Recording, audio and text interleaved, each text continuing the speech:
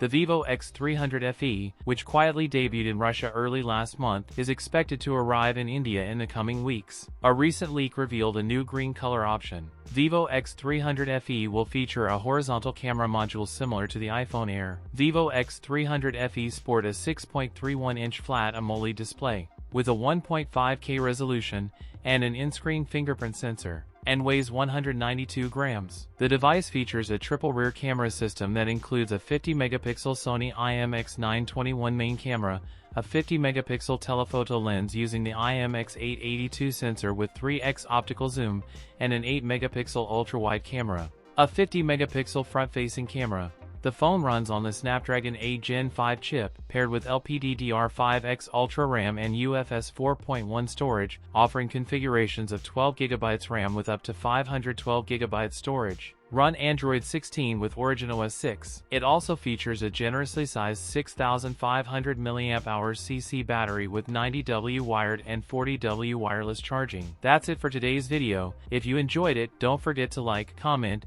and subscribe for more content. Thanks for watching, and I'll see you in the next one.